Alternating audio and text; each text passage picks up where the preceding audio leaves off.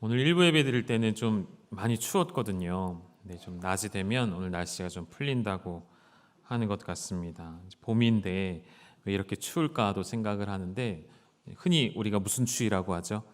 네, 꽃샘추위. 꽃을 샘하여서 오는 추위인 것 같습니다. 그런 생각을 좀 해봤습니다. 그리스도인들이 믿음으로 살아내면 원수는 샘을 부리는 것 같아요. 그래서 우리가 그 믿음의 길을 살아가지 못하도록 계속 우리에게 시험을 던져주고 어려움을 던져주는 것 같습니다. 그러나 봄이 오듯이 싹이 나듯이 우리의 믿음과 우리가 믿음으로 심는 모든 말씀의 씨앗들은 결국 여러분 안에서 열매 맺게 되어질 것입니다. 오늘도 인내하며 인고하며 추운 겨울을 보내고 계시다면 여러분 안에 밝히 비춰주시는 하나님의 은혜의 때가 곧 오리라는 믿음으로 함께 동역하시고 함께 걸어가시는 우리 열방 가족 되시기를 주님의 이름으로 축복합니다. 오늘 지난주의 내용과 같은 맥락입니다. 지난주에 우리 로마서의 배경을 쭉 보시면서 권세라는 것이 무엇인지를 나누었다면 오늘은 그렇다면 정말 우리 앞에 세워져 있는 불의한 지도자 앞에서는 우리는 그리스도인으로서 어떠한 삶을 살아가야 하는가 함께 좀 말씀을 나누고 싶고요. 본문을 시편 58편으로 잡은 것은 다윗의 시인데요. 여러분 그 다윗이 악한 권세자들 앞에 어떠한 저주를 퍼붓는지가 나와 있는 것이 시편 58편입니다. 그래서 우리가 그냥 상식적으로 읽을 때에도 너무 지나친 선을 넘은 것 같은 표현들까지도 나와요. 그만큼 악한 권세와 불의한 지도자들, 불의에 대하여서 하나님이 심판하신다는 그 말씀을 마음에 좀 두면서 오늘 같이 하나님 주시는 은혜를 누리었으면 좋겠습니다. 지난주에 나누었던 로마서의 배경은 로마의 통치 시대, 로마가 그 모든 땅을 다스릴 때였습니다. 그런데 로마는 지금과 같은 민주주의 시대가 아니었기 때문에 권력자에게 백성의 뜻이 전달되는 일은 없었죠. 늘 반대였죠. 위에서 아래로 내려오는 방향. 위에서 아래로 전달되어질 뿐이고 반대로 백성들의 뜻이 권력자에게는 전달되기가 매우 어려운 일이었습니다. 그렇다면 이 나라가 그들의 뜻대로 되어지지 않을 때, 백성들의 뜻과 다르다 여겨질 때 백성들이 취할 수 있는 유일한 방법은 폭력을 수반한 봉기를 일으키는 일이었습니다. 폭력을 수반한 폭동이나 이런 일들을 일으켜서 관심을 끌고 백성들이 이 일에 대하여 더 많이 동참하기를 원하는 일들이 대부분이었다는 것이죠. 그런데 그러한 일들에 대해서 초대교회 지도자들은 어찌된 일인지 그러한 폭력을 수반하는 일들을 적극적으로 반대하는 입장을 취하였다는 것입니다. 그러나 그것은 여러분 할 수 없어서가 아니었고요. 힘이 없어서도 아니었고요. 지식이 없어서도 아니고요. 무지해서가 아니고요. 하나님의 말씀, 하나님의 권세가 무엇인지를 바르게 인정하는 사람들에게 나타나는 모습이었던 것이죠. 때로는 이 교회가, 때로는 기독교가 로마 제국에 해롭다는 오해를 받기도 했었습니다. 그래서 그런 이유로, 그러한 사유로 기독교의 위협, 교회의 위협이라는 이유 때문에 더 많은 그리스도인들이 박해를 받기도 하고 핍박을 더 심하게 받기도 했죠. 그런 가운데 여러분 성경을 잘 읽다 보시면 누가라는 사람이 이 누가복음과 그리고 사도행전을 기록할 때에 분명히 수신자를 설정해 놓은 것을 보게 되어지죠. 누군지 여러분 기억나십니까?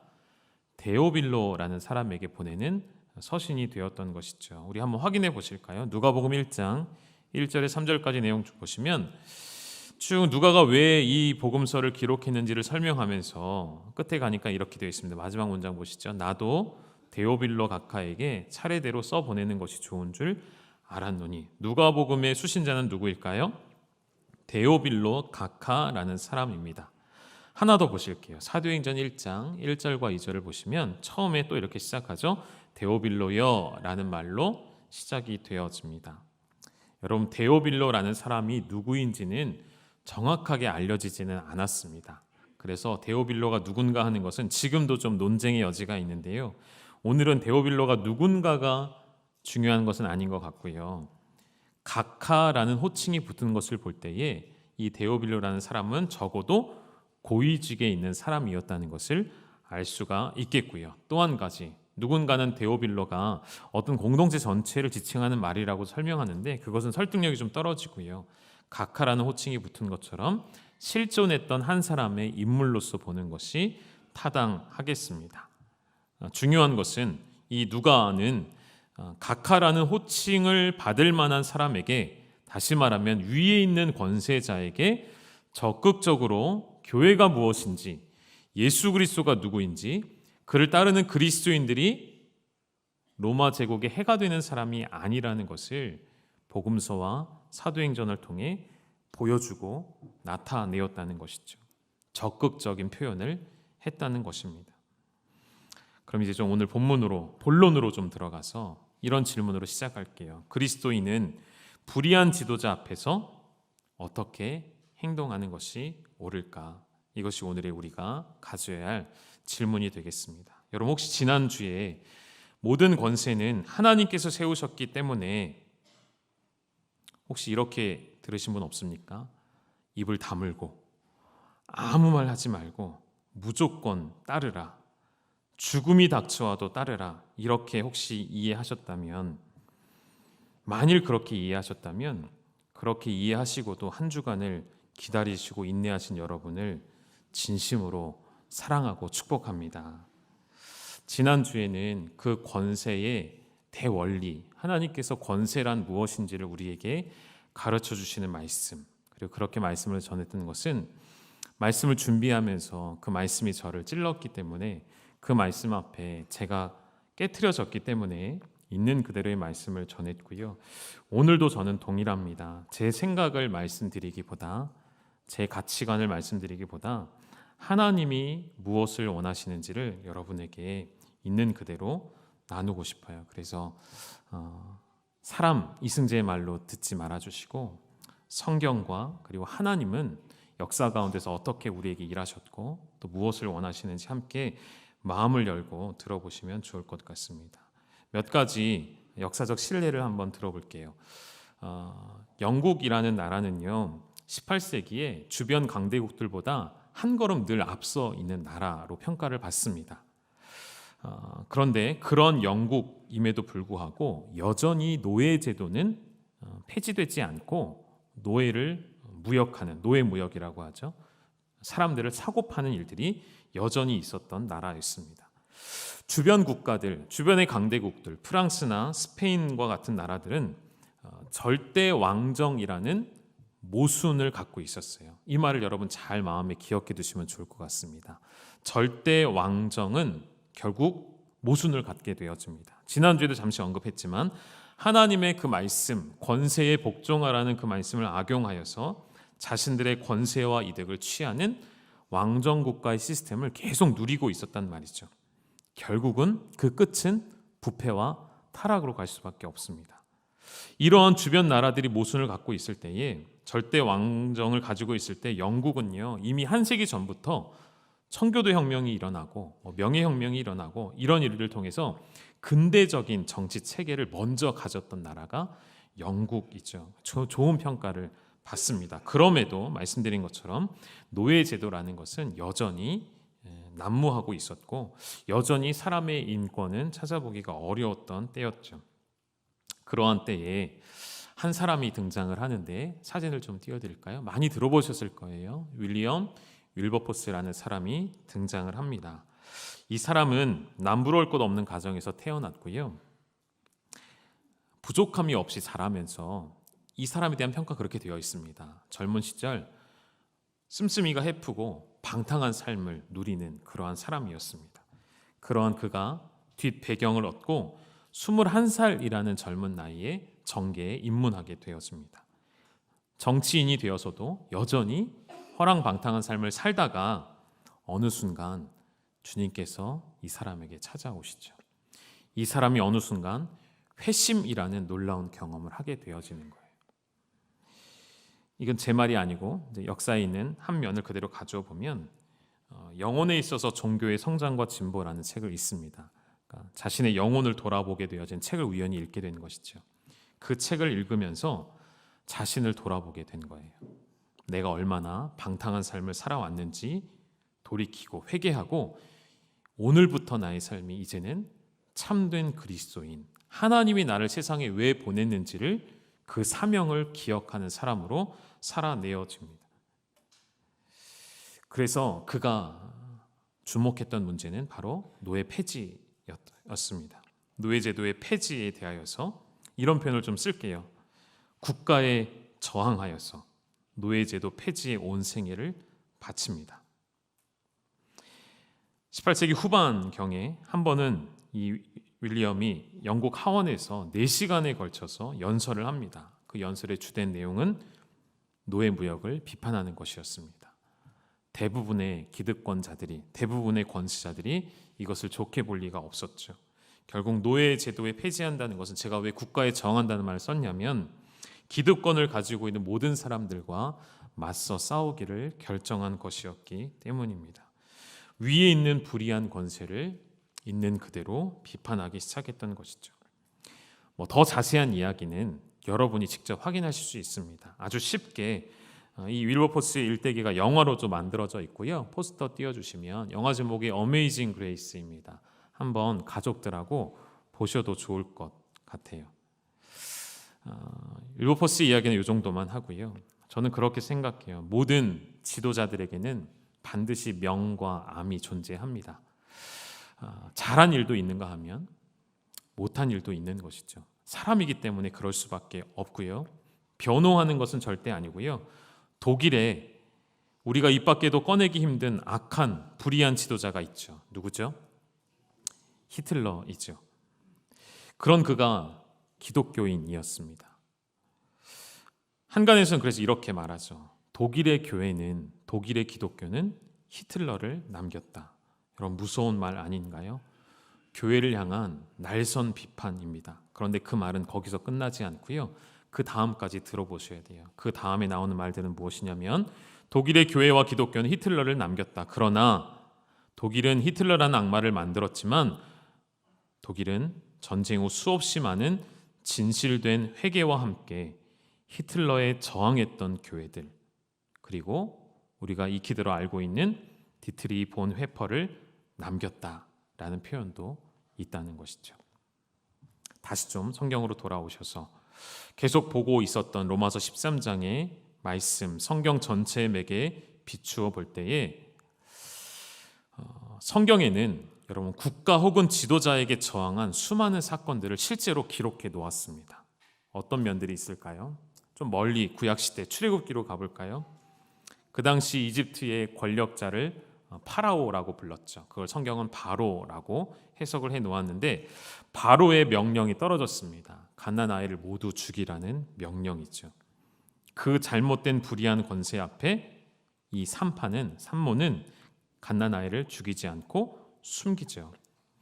어떻게 보면 소극적인 작은 저항이라고도 할 수 있을 것 같습니다. 다니엘서를 좀 한번 보실까요? 지난주에도 하나님께서 느부갓네살에게 권위를 주셨다라고 말씀드렸는데 그 느부갓네살 왕의 금 신상 앞에 절하라는 명령 앞에 다니엘과 그 친구들은 저항하죠. 절하지 않았습니다. 구약에서 이상적인 왕의 모습은 정의와 공의를 실천하는 하나님의 대리자의 역할이었습니다. 그러나 왕의 모습이 여기서 벗어나게 되어질 경우에는 이방 나라 왕들뿐만이 아니라 심지어 이스라엘의 왕들도 하나님 앞에 심판을 받게 되어지는 것을 우리는 봅니다. 예를 들어 볼까요? 아주 잘 알고 있는 예. 다윗이 어떠한 죄를 왕이 된 후에 범죄를 저지릅니까? 충신을 신하를 전장으로 내몰아서 가장 앞에 세워 의도적인 죽음을 유도하였고 그의 아내를 취하는 이런 악한 일을 한 다윗 왕, 씻을 수 없는 죄를 저질렀죠. 그러한 다윗에게 무슨 일이 일어납니까? 그것을 본 신하들이 침묵하고 있는 것이 아니라 하나님은 나단 선지자를 사용하셔서 다윗을 책망합니다. 나단의 입장에서는 아마도 목숨을 걸고 다윗 왕을 책망했을 거예요. 이사야 10장 2절에는 이런 말씀이 나옵니다. 우리 같이 한번 읽어보시죠. 시작.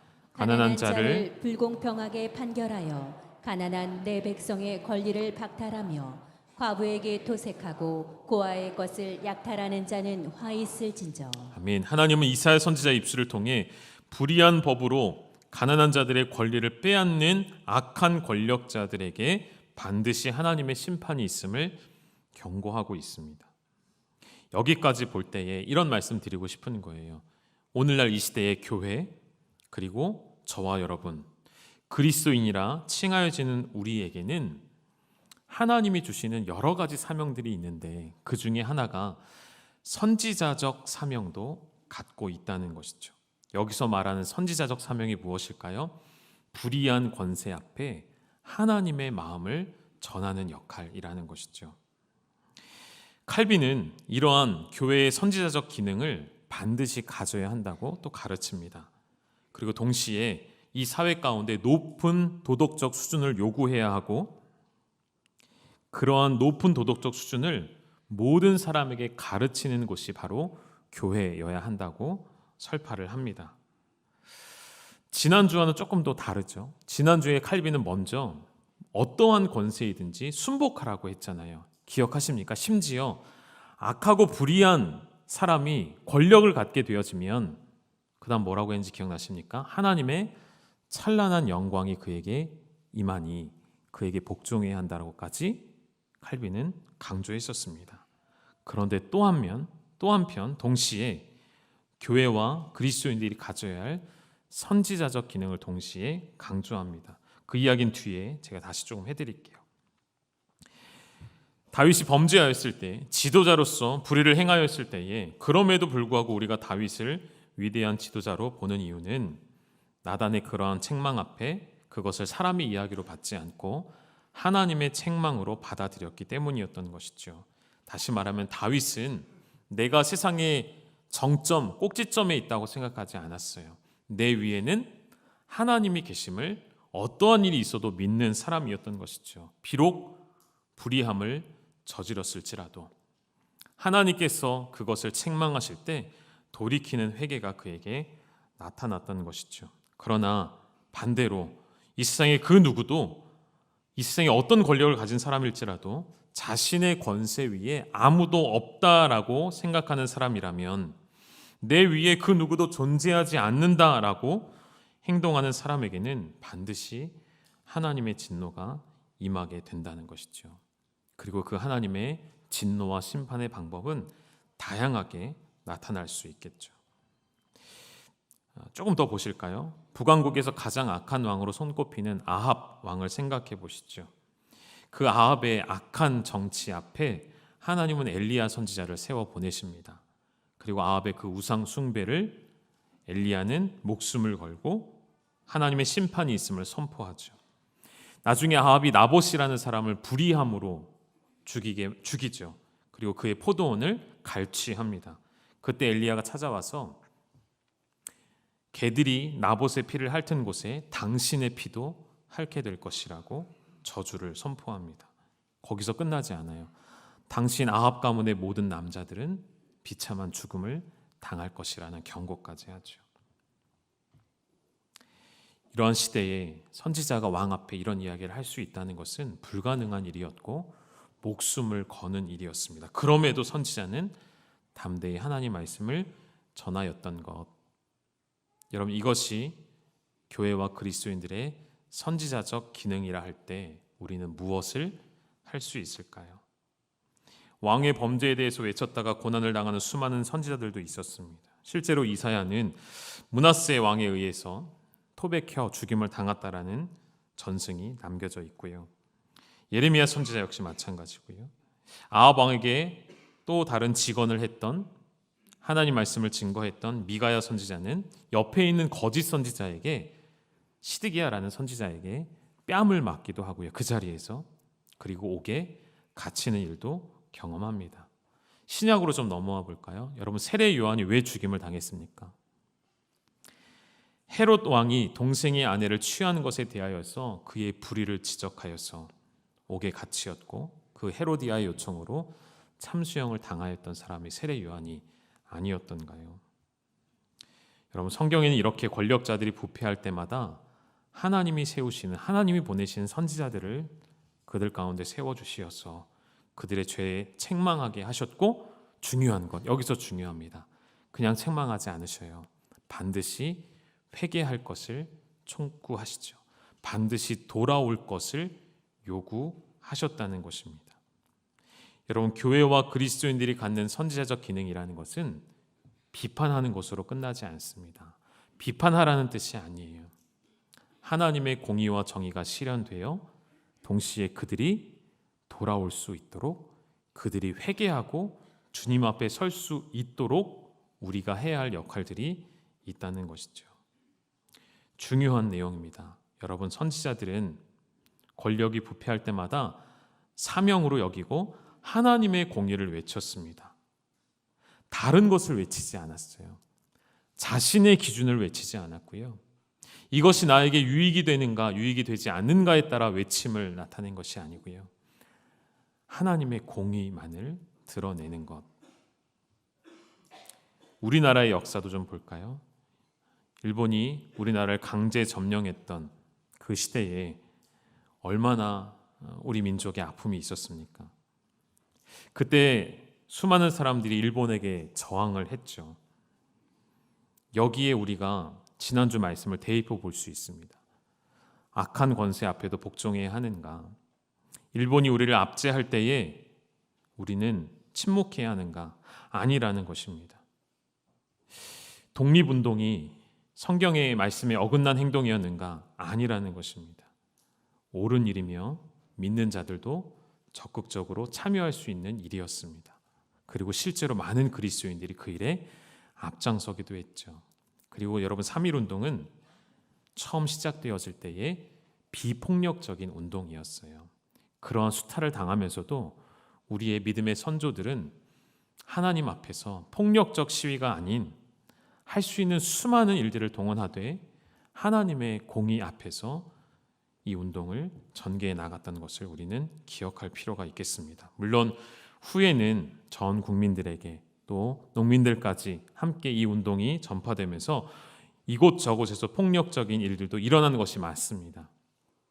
그러나 중요한 것은 오늘 다시 말씀의 중요한 내용, 우리는 불의한 지도자 앞에 어떤 마음, 어떤 자세로 저항할 수 있는가, 세 가지를 좀 정리해서 말씀드릴게요. 첫째, 어떠한 불의한 지도자 앞에서도 우리는 나의 기준이 아닌 하나님의 말씀을 기준으로 삼아 하나님의 공의를 외치는 것입니다. 어떠한 선지자들도 자신의 이익을 따라 왕을 비판하지 않았습니다. 나에게 손해가 되었기 때문에 지도자들을 비판하지 않았고요. 하나님의 명령, 하나님의 뜻대로 행하였다는 것이죠. 이게 중요한 내용입니다. 여러분, 오늘 우리가 어떠한 권세자들을 비판하게 되었을 때에 우리의 이익을 따라하는 것이 아닙니다. 혹은 우리의 가치관을 따라하는 것이 아니고요. 무엇이 기준되어야 한다고요? 오직 하나님의 말씀 앞에서 행해야 한다는 명확한 기준을 가지셔야 합니다. 상황에 따라 늘 바뀌어지는 내 기준 말고요. 영원토록 변치 않는 진리 되신 말씀 앞에서만. 두 번째, 우리는 이렇게 저항할 수 있습니다. 적극적인 투표권을 행사하는 것이죠. 부패한 권력과 그러한 부패를 감싸는 권력 공동체들이 생기죠. 생길 수밖에 없습니다. 그러할 때에 우리에게 주어진 투표권이라는 권리를 이행함으로, 여러분, 권력은 하나님께로부터 나오는 것이고요. 또한 하나님은 이 권력을 세우실 때 시대마다 다른 방법으로 세우시죠. 오늘날은 어떤 방법으로 하나님이 권력을 세우십니까? 국민을 통해, 투표를 통해.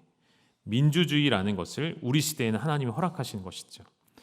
오해는 하지 마십시오. 여러분, 기독교가, 우리의 신앙이 민주주의라는 것은 아닙니다.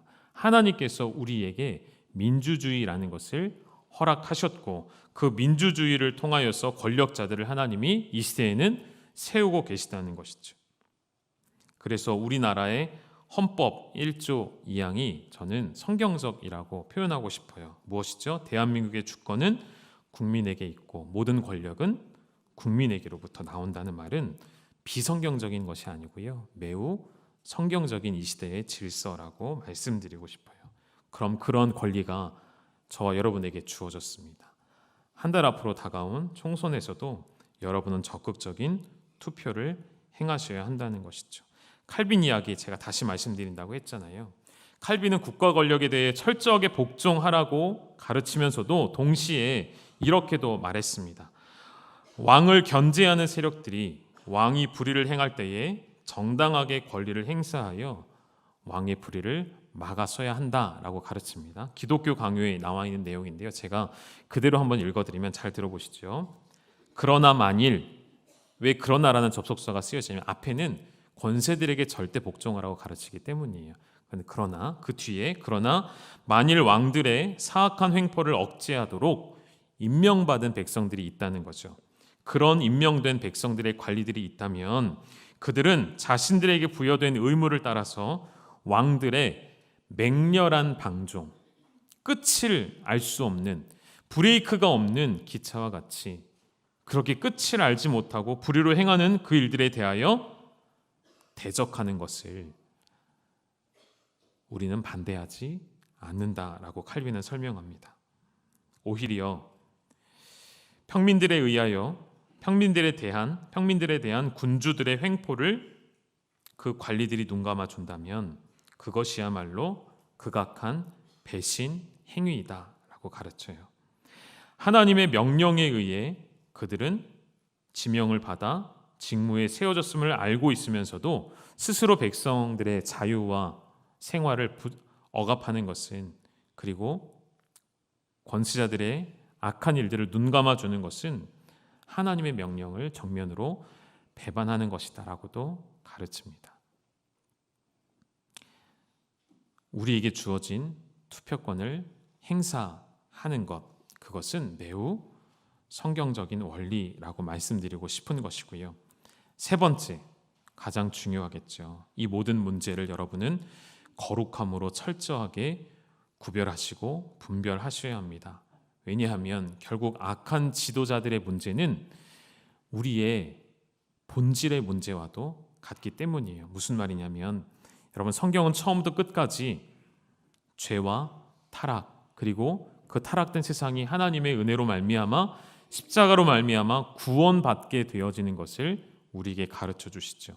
다시 말하면 권세가 타락할 수밖에 없는 이유는 하나님을 배역한 인간의 영혼 자체가 이미 타락해 있기 때문인 것이죠. 제가 장담하건대 우리 가운데 그 누구라 할지라도 여러분, 큰 권세를 갖게 되어지면 인간은 타락할 수밖에 없다는 것입니다. 얼마나 덜 타락하느냐의 문제 아닐까요? 그래서 본질의 문제라는 거예요. 이것은 죄의 문제라는 것입니다. 그래서 우리는 이 문제를, 불의한 권세의 문제를 죄의 문제로 보고 이 죄의 문제에서 해결받지 못하는, 여전히 방황하며 브레이크 없이 달려가는 악한 지도자들을 위하여서 우리는 하나님 앞에 간구하는 것이죠.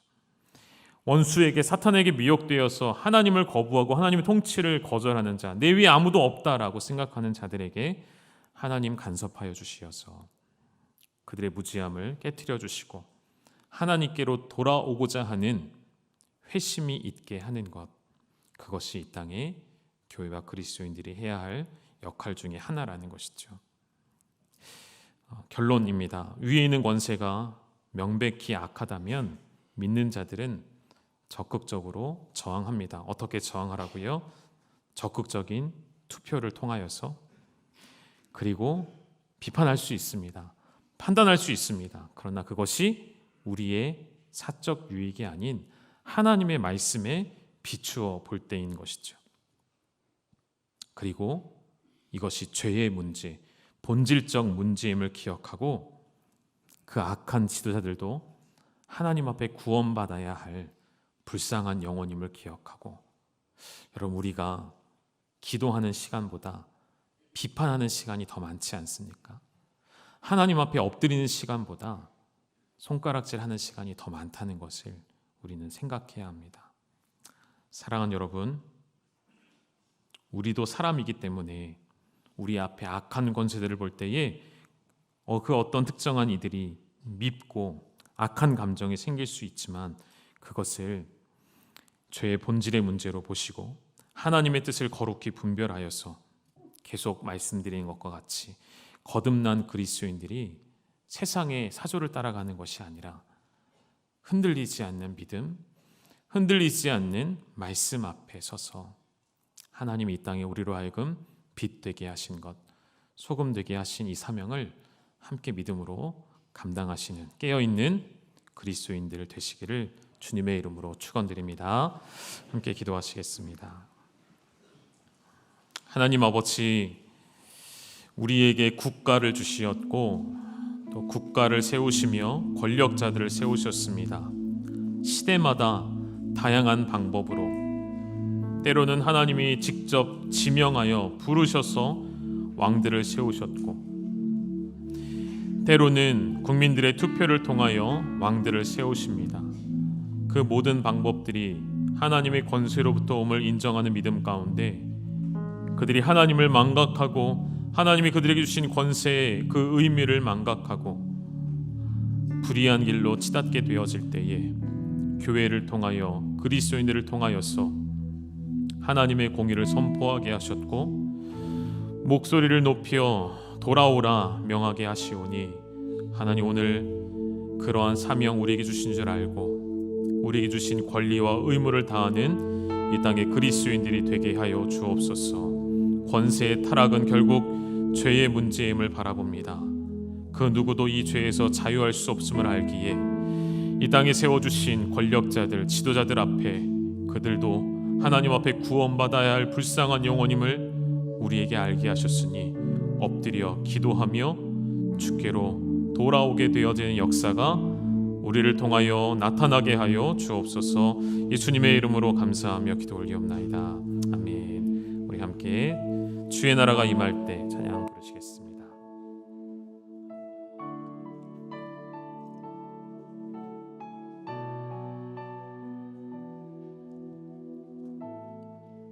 주의 나라가 주의 나라가 임할 때 하나님 임재하실 때 예배가 회복되며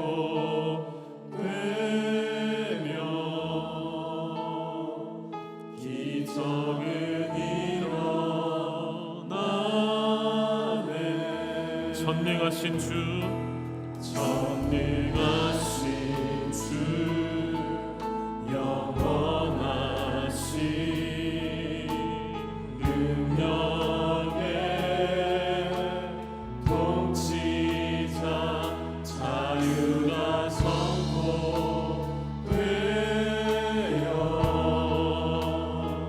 주 백성 돌아오네. 하나님 나라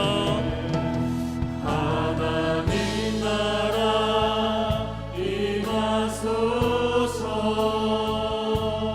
영광과 존귀 능력과 위엄 놀라운 사랑의 기적의 하나님 지금 이곳에 다시 한번 하나님 나라 임하소서.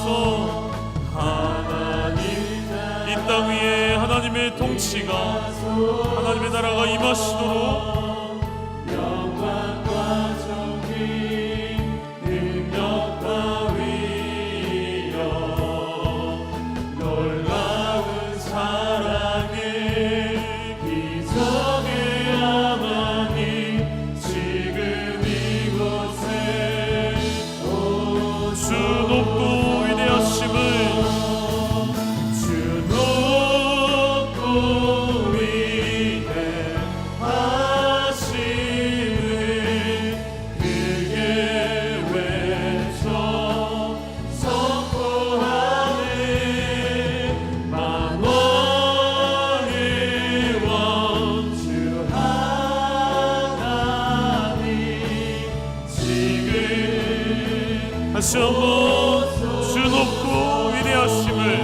자리에서 일어나셔서 고백하실까요?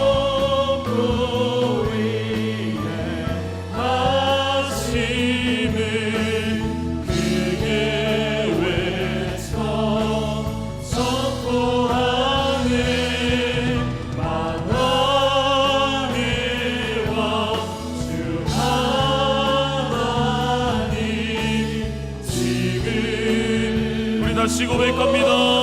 하나님 나라 임하소서. 하나님 나라 임하소서. 영광과 존귀 능력과 위엄 놀라운 사랑의 기적의 하나님 지금 이곳에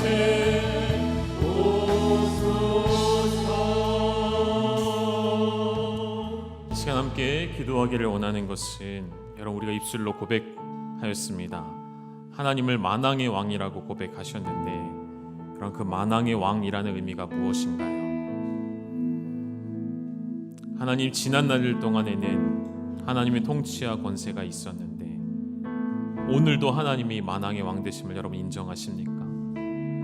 이 나라의 정치, 이 나라의 경제, 사회 모든 영역 가운데 여전히 하나님이 왕 되신다는 의미입니다. 그런데 왜 우리는 그 하나님의 왕 되심을 뒤로하고 내가 또 다른 왕이 되어서 세상의 권력자들을 나의 입맛에 맞게 비판하여 오지 않았습니까? 오늘 성경은 우리에게 불의한 지도자에게 맹목적으로 순종하라 가르치지 않는 것을 확인하였습니다.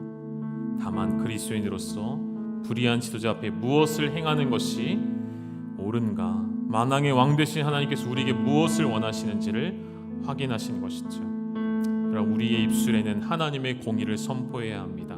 그러나 하나님의 공의를 선포하려면 우리의 마음과 중심 가운데 먼저 하나님의 공의가 서 있어야 하지 않을까요? 위정자들을 비판하려면 먼저 그들을 사랑하는 마음과 그들이 죄인이어서 하나님을 알지 못함에 대하여 안타까워 여기는 마음이 먼저라는 것입니다. 하나님, 우리 이렇게 기도할까요? 하나님, 그동안 나를 위하여 기도하지 못하였던 죄악들, 위정자들을 하나님 손에 올려드리지 못하였던 나의 연약함을 회개하오니 이 나라 가운데 다시금 하나님의 통치가 임하게 해주시고 불의한 권수자들이 하나님 앞에 두려워하게 하시고 돌아오게 하시고 깨닫게 하시고 회심하는 역사, 이 나라 가운데 주님의 통치와 다스리심이 우리를 통하여 나타나게 하여 주옵소서. 이러한 기도의 제목으로 우리 함께 이 나라를 위하여 축복하며 함께 기도하시겠습니다. 하나님 아버지, 이 나라를 하나님 손에 올려드립니다. 이 나라가 주님의 것임을 고백합니다.